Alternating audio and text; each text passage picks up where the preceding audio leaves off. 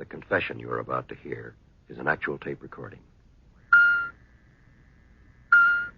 All right, read the statement, please. I make this confession of my own free will because it is true. There has not been any force or violence used upon my person to induce me to make these statements. Without promise of immunity or reward or gratuity, I confess. You understand, of course, that your statement will be made public through the radio program Confession. I do. And that your name for the purpose of this broadcast will be Leo J. Fowler. Yes. You understand all this? Yes, sir, I understand.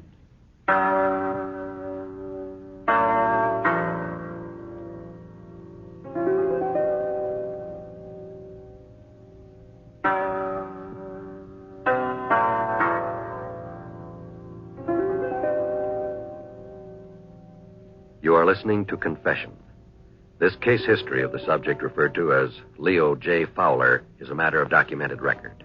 You will hear the story of his crime experience as told in his own words.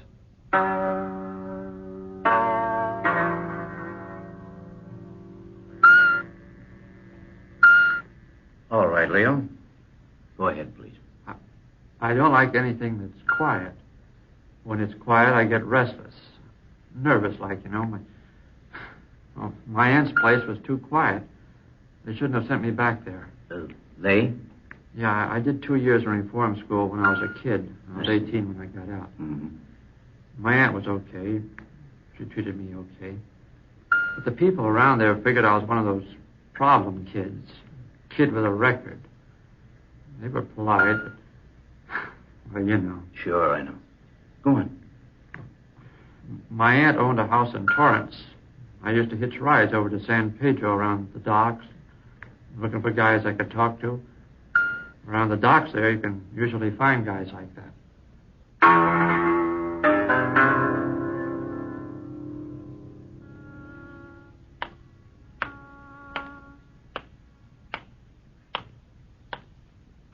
Hey. Yeah? Got another one of them cigarettes? Sure. Here you are. Thanks. Light? Got one.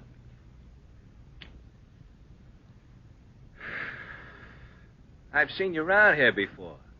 You work on the docks? No. You? Nah, just bumming around. Just got out of the jug.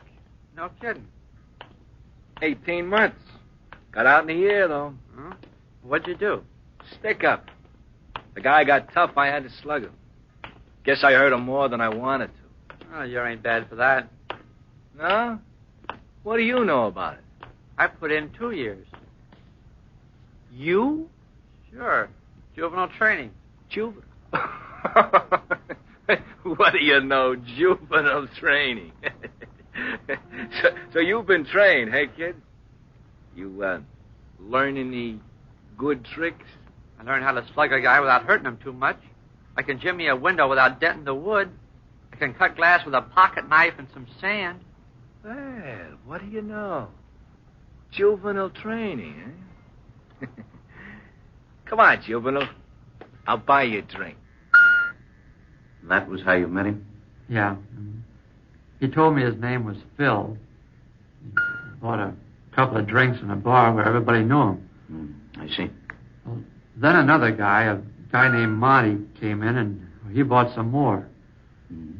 They were a couple of years older than me, but I knew some angles from reform school they'd never heard of. A few more drinks, and I was ready to show them off. That's how I get after I have too many. Anyway, we picked out a grocery store Phil knew about and lifted a little more than $300. We divided it even. What did you do then, Leo? We started for San Francisco on a freight train. It was a slow freight, and I guess it was about 12 hours out of L.A. We were getting pretty jumpy. Monty went to sleep. Well, Phil had some dice, so we started shooting craps. That wasn't so good. There's $40 in the pot, kid. Cover it. Nah, not for 40. Come on, kid. Cover the pile. Forget it. I'm busted. do you mean busted? Busted, that's what I mean, busted. You still got a roll left. I know you got a roll left. Look, that's my business, huh? What's the matter, kid? Saving some to send back home to Auntie? Shut up. Why so worried about your aunt? Won't your mother take your kind of money? Shut up, I said it, shut up! Hey, Monty, look. A juvenile ain't a mama's boy after all. Mama don't want... One more crack and I'll knock you clear off this train. I swear I'll... That stuff mama's boy or I'll eat. Like you...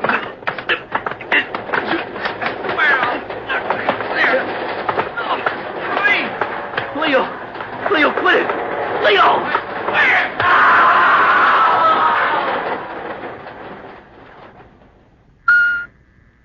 We never got to San Francisco. They stopped the train just south of Salinas. The railroad cops were waiting. They told me Phil was dead. Go on. Well, they pulled me in for murder, but they changed that to involuntary manslaughter. And they sent me up to San Quentin. I was old enough for a big prison now. How long were you at San Quentin? Well, I was up at Q about a year. And they set up that guidance center. You know, it's one of those state deals where they give you what they call mental maturity tests. Mm-hmm. Test to see what kind of work you like to do and what kind of work you're good at, you know? Yes, I understand. So for 3 days, they had us taking these tests. And then they took us one at a time to visit the counselors. You know why you're here, Leo? I knocked a guy off a train. No, I mean here at this guidance center. I don't know. We're trying to find out all we can about you, Leo, so we can help you. We particularly want to help you because you've got a good record up here. I keep out of trouble. I mean, up here, I keep out of trouble. Why just up here? I don't know. Well, I feel like I can handle things better up here. Maybe like I have more control over things. On the outside, it's different. It's not so easy. I see your mother died when you were born. Mm-hmm. And your father? Who knows? He just walked out. My aunt took care of me. She was okay. According to these reports, you held a job while you were going to school. Were you trying to help her out? I was trying to make some dough so I could quit school and take off. That's when I went to work at the Penny Arcade. Mm-hmm. And you had some trouble there. My boss at the arcade kept saying I stole money from the change booth. Did you? Nah. That was just his excuse to knock a few bucks off my pay every week. One day I got hold of a bottle. It was the first I ever got drunk. I wanted to get even with my boss, so I stole the cash box. And that's when you were sent to juvenile training school? Yeah. Well, let's see. It says here you work best when you work alone, handy with tools, and you have latent aesthetic tendencies. What's all that mean? Well, it means we're going to teach you to support yourself instead of letting the state do it. All right, go on, Leo. Well, You were saying they gave you these tests. Oh, yeah. Well, anyway, after they sent me to school up there at Q, they taught me how to bind books. Something I'd never even thought of before. It's a pretty tricky deal, binding books, you know. I imagine. And how long did that take? Well, I took the book binding course for 2.5 years. I got pretty good at it. They started giving me a little more rope around there, and that's when Mixer showed up. Mixer? Yeah. Mixer was the con man in our cell block. Fast talker, official greeter. Oh, yes. He wanted me to use the tools they gave me to make shivs for the other cons. You turned his proposition down? That's right. Inside the prison, behind the bars, I could handle things. No liquor around, that helped. I could take care of myself, you know. I had a good record. 6 more months, and I was up for parole. Mm-hmm.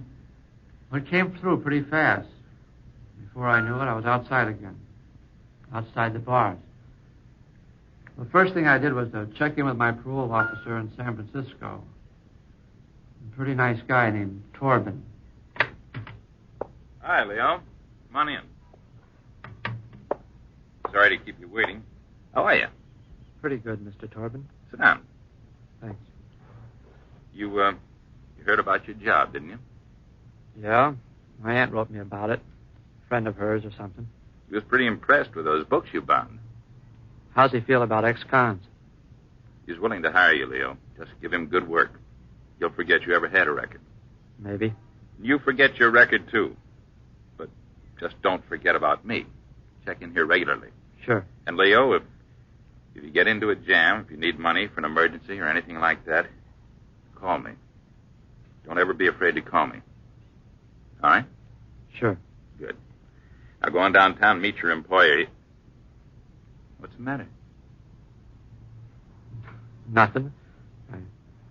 I look okay? Sure. You look fine. Something bothering you? No. Well, I'll see you later, Mr. Torben. Maybe Mr. Torben knew, and maybe he didn't. But I knew what was bothering me. And what was bothering you? I was on the outside now. Outside the bars, I mean. It wasn't like prison at all. You didn't look up and see a guard looking down at you from the top of the wall. Nobody looked, because nobody really cared.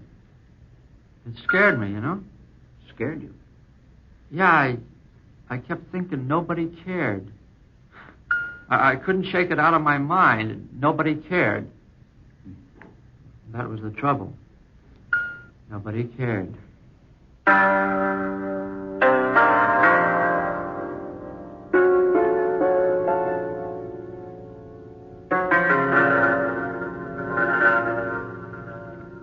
You are listening to Confession.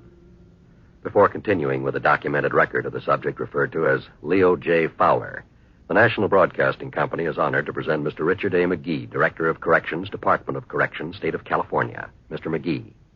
The pattern developing in tonight's case appears to be that of a recidivist. Statistically, we must unfortunately expect a certain percentage of institutionalized criminals to fall back into prior criminal habits after release from prison. It is the aim of all of us in correctional work, however, to minimize the number of these recidivists through rehabilitation while they are in our custody. The goal of correctional officers and parole officers alike is to substitute socially adjusted habits for the habits that lead to crime.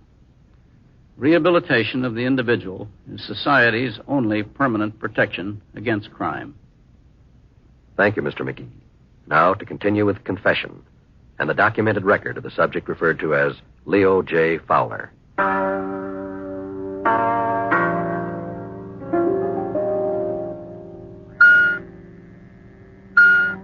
Continue now, Leo.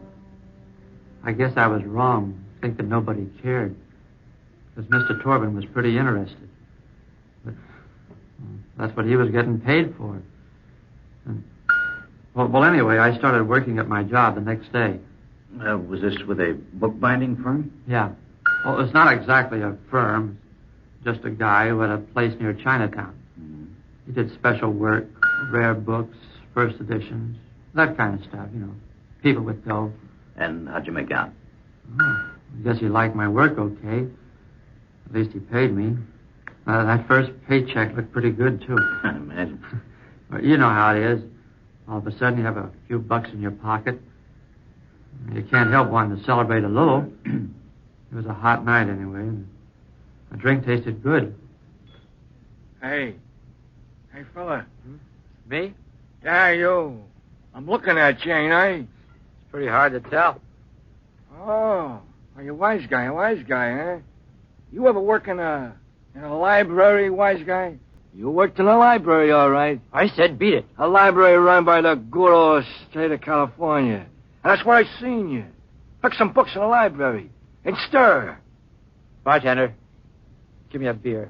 Down at the other end of the bar. What's the matter? Ain't that good enough to drink with? Look, if you don't get off my back... If there's anything I hate, it's a jailbird who thinks he's better than another jailbird. Don't call me that! Oh. Looky what I got. See? Push a button. Knife blade pops up. Look, why don't you let me alone? I ain't bothering you. I just don't like stuck-up jailbirds. I said don't call me that! And was anybody hurt? No, it was just a fight. But I knew sooner or later Mr. Torben would find out about it. Oh, it wasn't my fault, but who'd believe that? Well, did you try explaining it. No, I hit the road out of town. I hitched a ride on a truck heading south. I was going as far as Monterey. I spent the night there. Blew most of my dough. I was dead broke. No job, nothing. I was busting my parole. Nobody cared, so figured why should I care? Mm-hmm. There was a gas station just out of town. It was closed. Nobody was around. It was easy. What do you mean easy? For what? Well, I busted a window, found the cash drawer.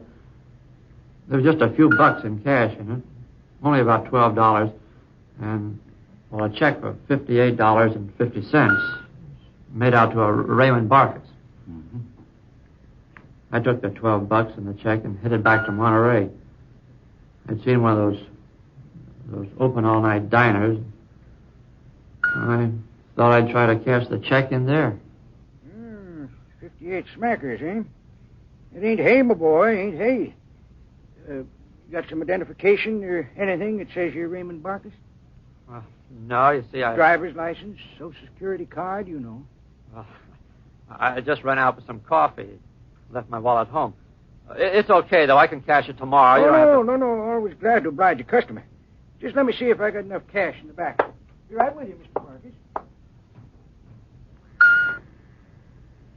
You waited? Yeah. But if I'd been smart, I would have cleared out right then. He must have figured something was phony. He was gone only a couple of minutes. I should have cleared out. Then he came out again. Well, he had the money in his hand, so I figured, maybe I was just jumpy about forging that signature. Yes, sir, my boy. I think I can do it. Always glad to oblige a customer. Yes, sirree. I appreciate it. Here, more coffee?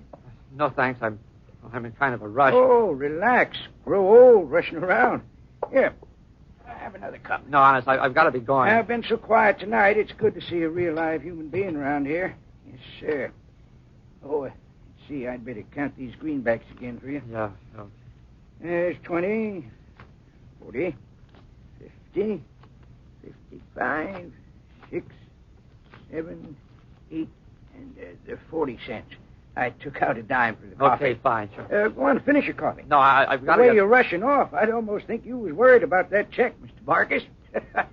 No, I ain't worried about the check. You? Well, if I was, would I be forking over 58 smackers? It ain't hay, you know, my boy. I know. Say, kind of funny you haven't been here before, living in town for so long. You know how it is. Never get around this way. Yeah. Well, it's like I always say, a guy... Oh, there's my man. Here's our little friend, officer. Says he's Ray Barkis. All right, go on, Leo. Well, you see, he called the cop when he went back to see how much dough he had. Mm-hmm. He told the cop he knew I was a phony because Ray Barkis, this is the guy who runs the gas station, and he was an old customer of his. Oh, I see. Well, they booked me on a forgery rap. 1 to 14 years. And this time, instead of going straight to San Quentin, they sent me in a bus with a bunch of other guys right straight to the guidance center. Right. They said after we took tests and everything, the guidance center would decide which prisons we belonged in. I spent 6 weeks up there, working half a day and listening to guidance counselors lecture on what to expect from institutional life. I knew what to expect, but I had to listen anyway. Then one day they told me I had a visitor. Hello, Leo. How are you? Mind if I sit down? Go ahead. Look, Mr. Torben, don't get in the business about letting you down. I'm beginning to like it up here. Safer for you, that is. Maybe. At least they care about you up here. At least you can get an even break. No breaks on the outside, Leo? None at all? You were pretty nice about things, sure, but... Well, you got to make a living doing that. You think I was pretty nice about things because it's my job? That's why you're up here now, ain't it? I just came to tell you can get a break up here if you try. With a good record, you may earn a transfer to a forestry camp. Is that good? Mm-hmm. That's very good. Minimum security conditions. Be on your honor up there. And you'd probably enjoy outdoor work for a change. Okay. Thanks, Mr. Torben. Another thing, I'll probably still be plugging away at this same job when you get out. If I can help you, let me know. Thanks. Okay. Good luck, Leo. See you soon. Mr. Torben, how come you're so interested? Because I don't think you're really a bad guy, Leo, and I like you. I'm not getting paid for that. They assigned me to San Quentin for a while, about 18 months. You didn't stay there? No. No, my record was clean up there. So I got a chance to be transferred to a forestry camp. Mm-hmm. That's a minimum security deal. You know, an honor camp, like Mr. Torben said. Yes. It was pretty good. I was there about 3 years. And they gave me another parole. Mr. Torben had been in touch with my aunt. And, well, they fixed things up, so I had a job right away with a bookbinding outfit in Frisco. And did you like it? Oh, sure. I made out fine for about 8 months. Of course, well, you know, I got a little restless now and then, but I stayed off the liquor. It was okay, you know. I used to ride the cable car home from work. I got a big boot out of the way to climb those hills. I never paid much attention to who got on or off. Well, the old bookworm himself. What? Oh, Mixer, how are you? Couldn't be better, chum. Breathing my first free air in 9 years. I know what you mean. Still wrapping up books? Oh, sure. Making any dough? I'll get by okay. Yeah, take a look at this. Wow. Where'd you get that roll? 10, friend. Latched on to 4 winners today. Pretty good. Yeah, how about a drink to celebrate? Not tonight, Mixer. I'll be seeing you. I'll get off here. Why not? A couple of old buddies meet, it calls for a celebration. I'm too tired, Mixer. Thanks anyway. Now, look, chum, I'm busting with money. Some other night, maybe, huh? Some other night I won't be coming from Tan Fran with a boodle like this. Come on, Leo, it'll do you good. Go ahead, Leo. Go on, please. We went into a bar for one quick drink. We had plenty. Mm. I never got to work the next morning because we were still going great. Well, Mixer knew a used car lot where we could heist a car easy. I was having more fun than I'd had in months. Not a bad little boat for what we paid, eh, kid? Yeah, it's a real bargain. Yeah. Hey, where are we going now, Mixer? Las Vegas. Ah, it's a nice place, Vegas. Yep, garden spot of Nevada. Full of money, full of dames, full of... I ain't going. Don't you like dames? It's in Nevada. That's breaking parole. Crossing state lines is breaking parole. Oh, no, it ain't funny breaking parole. Well, what do you think we've been doing for 2 days now? Now, listen, with your record, if you stick around here, they'll send you back for keeps. Yeah, I guess they will. Sure, they'll get you anyway. They always do anyway. So let's have fun anyway. Vegas, here we come. Yeah, here we come, Vegas. The garden spot of Nevada. Mixer drove a while, and then I drove a while. Mm-hmm. Were you drunk at the time? I guess we were both plenty drunk. Worse than I figured. Neither one of us ever looked at the gas gauge. Right in the middle of nowhere, we ran out of gas. It was the middle of the night. Nothing we could do about it. Mixer was asleep, so I went to sleep, too. Mm-hmm. In the morning, somebody woke me up. It wasn't Mixer. He was gone. It was a cop. I got scared, you know, a little crazy, maybe. Mm-hmm. Well, go on. He was leaning over me, telling me to get out of the car. I brought my knee up right into his face. He fell, and I started to take off. The police car was sitting there with another cop in it. Yes. Well, they sent me back to Frisco that night. Mr. Torben came to see me while I was still in the lockup. Well, Leo? Go away, will you? I don't want to see you. I know. If you'd wanted to see me, you'd have called me before you left town. What for? I got loaded. I blew my job. I skipped town. You'd have sent me up for keeps. Leo, we aren't here to punish you every time you slip up. We're trying to help you. I'm trying to help you. Don't you realize that? I don't know. We might not have sent you back to prison just for getting drunk, Leo. You wouldn't? Well, after all, you've got a good record, which would have been in your favor. But now, stealing a car, attacking a police officer... Yeah, I know. What can we do with a guy like you, Leo? What can we do? I don't know, Mr. Torben. What can I do with a guy like me?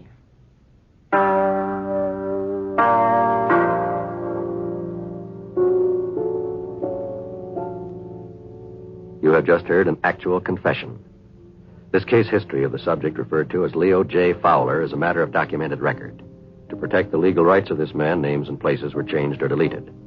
Technical advice for confession comes from the Office of the Director of Corrections, Department of Corrections, State of California.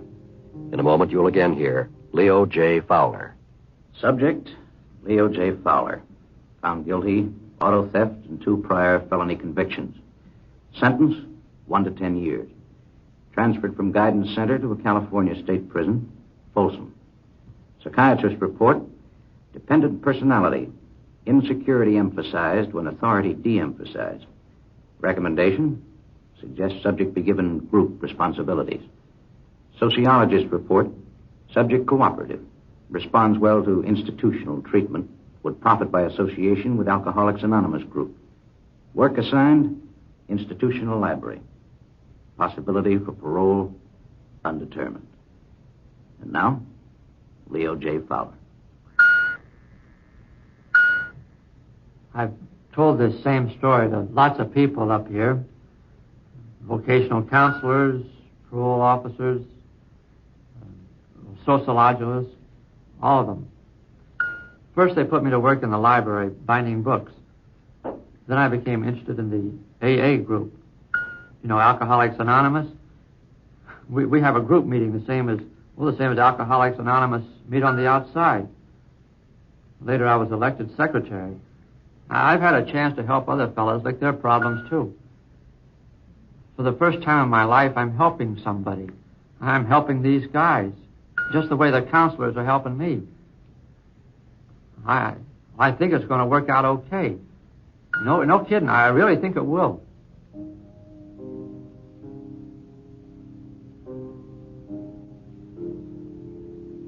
This has been Confession, transcribed statements of actual crimes. These true tragedies are brought to you each week as an NBC Radio Network production in an effort to stem the nation's forward march of crime. Credit for this broadcast goes to our cast: Jack Moyles, Charles Smith, Peter Leeds, Parley Bear, Jack Carroll, Barney Phillips. Script, Don Brinkley. Music, Michael Samogi. Script supervision, Warren Lewis. Direction, Homer Canfield. John Wall speaking. Confession, a Canfield Lewis creation, came to you from California.